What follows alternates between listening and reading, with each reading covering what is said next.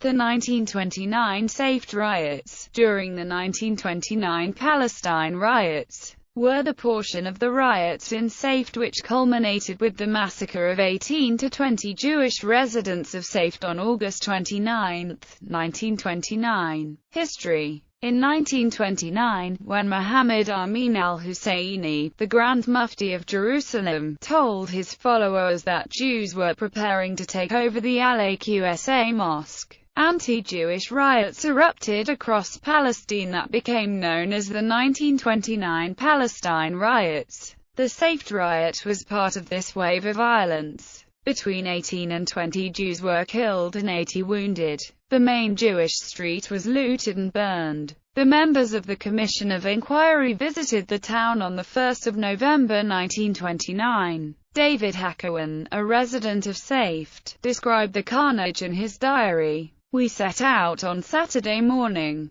I could not believe my eyes.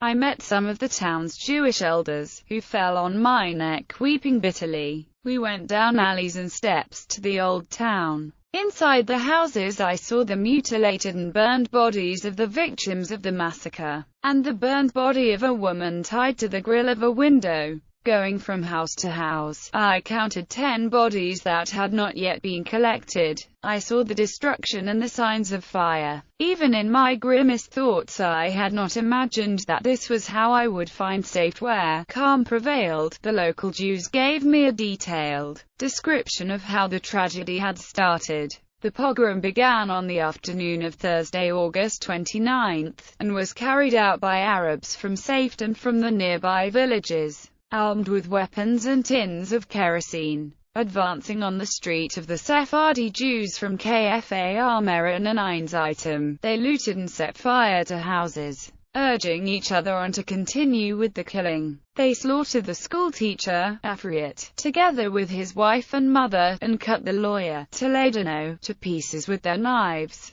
Bursting into the orphanages, they smashed the children's heads and cut off their hands. I myself saw the victims. Yitzhak Mammon, a native of Safed who lived with an Arab family, was murdered with indescribable brutality. He was stabbed again and again, until his body became a bloody sieve, and then he was trampled to death. Throughout the whole pogrom the police did not fire a single shot, a Scottish missionary working in Safed at the time stated. On Saturday, August 24, there was a demonstration of Muslims along the road past the mission property. They came beating drums and breaking the windows of Jewish houses en route. On the afternoon of Thursday the 29th, one of our church members came running to tell us that all the Jews were being killed. A few minutes later we heard women shrieking their jubilant refrain from the Muslim quarter and saw men running with axes and bludgeons in their hands.